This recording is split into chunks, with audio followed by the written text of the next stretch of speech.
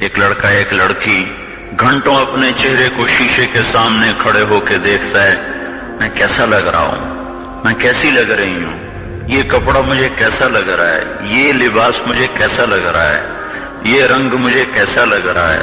اپنے آپ کو دیکھ دیکھ کے خوش ہونا۔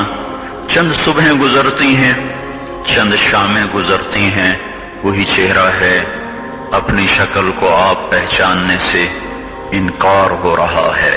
نہیں نہیں نہیں، یہ میں نہیں، اللہ کی قسم تو ہی ہے۔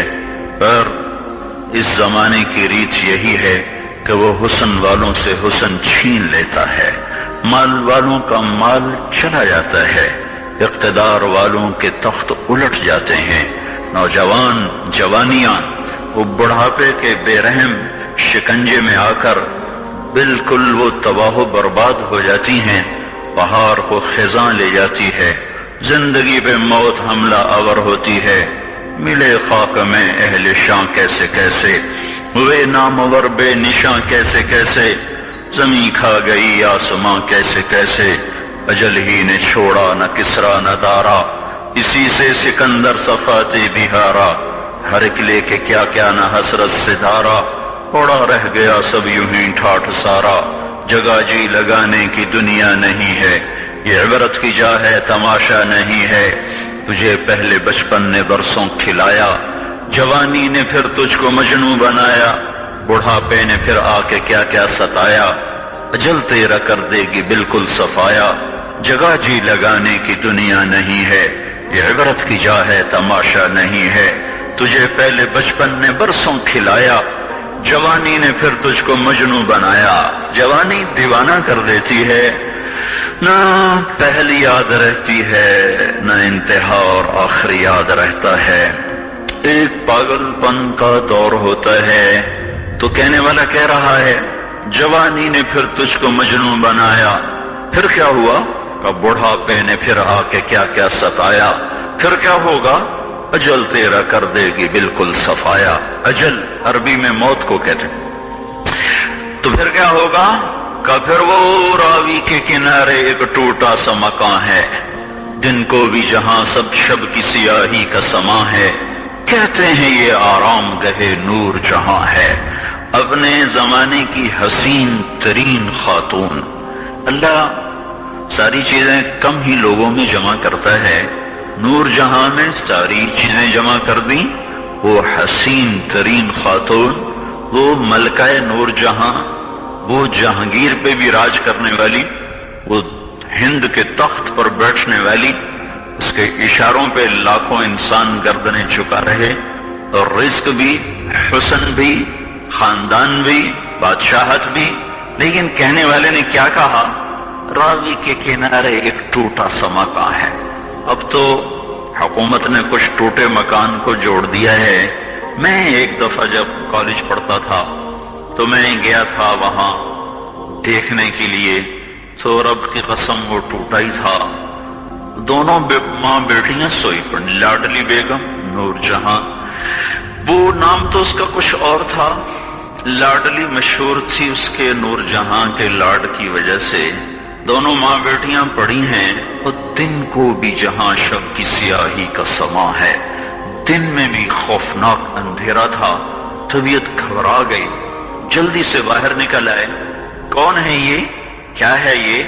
کہتے ہیں یہ آرام گہے نور جہاں ہے، جس کے نام کا ڈنکا ہند میں بجتا تھا، اس کا اپنا مزار اس پہ آنسو بہاتا ہے، اور گزرگاہ سے گزرنے والے مسافر اسے دیکھ کر عبرت کی نظر سے دیکھتے ہیں۔ یہی اس ظالم دنیا کا نظام ہے، اس سے کوئی نہیں نکل سکتا میرے عزیزو، یہ دھوکے کا گھر ہے، اس سے وہی سلامتی سے پار نکلے گا جو اس کے دھوکے کو پہچان کر اپنی آخرت کے لیے سامان اکٹھا کرے گا۔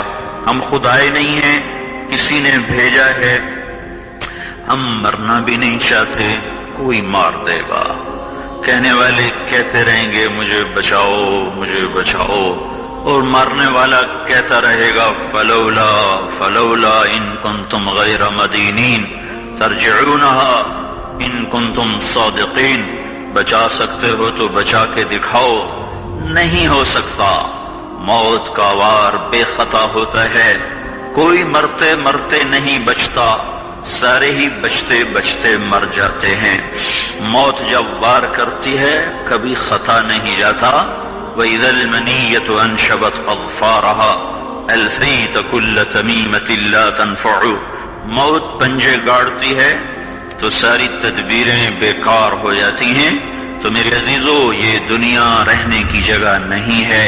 ہر چیز زوال زوال کا اعلان کرتی ہے، ہر چیز پکار پکار کے ڈھل جانے کا اعلان کرتی ہے۔ چمکتے سورج کو چند گھڑیوں کے بعد دیکھو جب وہ مغرب میں دم توڑ رہا ہوتا ہے، تاروں بھری رات کو سورج کی پہلی کرن کے ساتھ دیکھو جب تاروں کا حسن وہ ختم اور تمام ہو رہا ہوتا ہے۔ 14ویں کے چاند کے بعد 20 کی رات کا بھی چاند دیکھو جب وہ دم توڑنے کے قریب آ چکا ہوتا ہے۔ آج کی شکلیں اور ہیں، چند سال کے بعد شکلیں اور ہوں گی۔ پھر جنہوں نے پالا پوسا، جن گھروں کی ایک ایک اینٹ سے جی لگا، جب جان نکلے گی وہیں سے اٹھا کر لوگ مٹی کے دیس میں چھوڑ دیں گے۔ مٹی کی چادر ہوگی، مٹی کا گھر ہوگا، اندھیر کا راج ہوگا، تنہائیاں اور وحشتیں موت قیامت تک کی ساتھی ہوں گی۔ وہاں جو کامیاب ہوا وہ کامیاب ہے، وہاں جو ناکام ہوا وہ ناکام ہے۔ یہ زندگی ایک دھوکہ ہے، یہ بتانے والا آج کوئی نہیں ہے۔ یہ ماں باپ بتاتے تھے، وہ بھی بہہ گئے۔ جو کالج اسکولوں میں ذہن بنایا جاتا تھا، وہاں بھی مادہ پرستی، ماحول میں کچھ کتابیں مل جایا کرتی تھیں جن کو پڑھ کر کچھ آخرت یاد آتی تھی، وہ بھی ناپید ہو گئیں۔ چاروں طرف مغرب کی تہذیب نے ایسا حملہ کیا ہے کہ ہم سے ہمارا سب کچھ چھین لیا ہے۔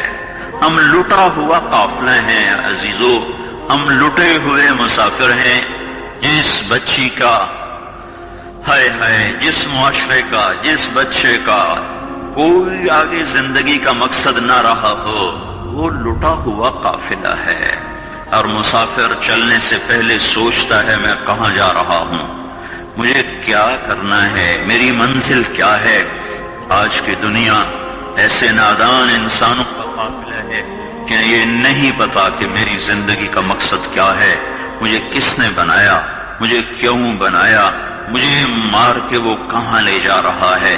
میں نے تو نہیں کہا تھا مجھے بھیجو، اس نے مجھے بھیجا۔ میں تو نہیں چاہتا میں مر جاؤں، وہ مجھے مارے گا۔ میں نہیں چاہتا ہوں مٹی میں جا کے منو مٹی تلے سو جاؤں، پر مجھے اگلے پھینک کے آ جائیں گے۔ میں یہ سب کچھ نہیں چاہتا، پھر بھی یہ ہو رہا ہے، میرے ساتھ بھی ہو جائے گا۔ تو عقل کا تقاضا یہ ہے کہ میں سوچوں تو صحیح کہ میں آیا کیوں ہوں، مجھے بھیجا کس نے ہے۔ میری زندگی کا سب سے پہلا سوال یہ ہے، میرا پہلا علم یہ ہے کہ میرا خالق کون ہے۔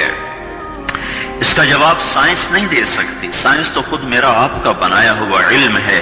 اس کا جواب وہ دے سکتا ہے جس نے ہمیں بنایا۔ تو وہ کہتا ہے واللہ خلقکم من تراب ثم من نطفۃ، میں نے تمہیں بنایا۔ کس نے؟ اللہ نے۔ کہاں سے؟ مٹی سے۔ مٹی کو کیا کیا؟ ثم خلقنا النطفۃ علقہ، ایک پانی بنایا۔ پانی کو کیا کیا؟ فخلقنا النطفۃ علقہ، ایک جونک بنایا۔ جونک کو کیا کیا؟ فخلقنا العلقۃ مضغہ، ایک لوتھڑا بنایا۔ لوتھڑے کو کیا کیا؟ فخلقنا المضغۃ عظامہ، اس میں ہڈیوں کو پرویا۔ ہڈیوں کے ساتھ کیا کیا؟ فکسونا العظام لحما، اس پر گوشت چڑھایا۔ پھر کیا کیا؟ ثم انشأناہ خلقا آخر، پھر اسے ایک خوبصورت شکل دی۔ کیسی دی؟ الم نجعل لہ عینین، آنکھیں، ولسانا، زبان، وشفتین، اور ہونٹ۔ یہ سارے کا سارا اللہ تعالیٰ نے اندھیروں میں بنایا۔ ثم السبیل یسرا، دنیا میں لے کر آیا۔ ثم اماتہ، پھر موت کا بے خطا وار کروایا۔ فاقبرہ، پھر قبر میں ڈالا۔ ثم اذا شاء انشرہ، پھر ایک دن آئے گا اور آواز آئے گی اور مجھے اور آپ کو اٹھایا جائے گا۔ میرے عزیزو، اپنے آپ کو غفلت سے نکالو. ہم کھیل کود کے لیے نہیں ہیں، ہم گانے سننے کے لیے نہیں آئے، ہم موسیقی سے جی بہلانے نہیں آئے. یہ مغرب کے گندے انڈے ہیں، انہیں کہیں پھینک دو، انہیں کہیں دبا دو. تمہیں نسبت اللہ اس کے رسول کے ساتھ ہے. وہ زندگی پڑھو جو تمہیں کنارے لگائے، وہ زندگی اپناؤ جو تمہیں اللہ کے دربار میں سرخرو کرے.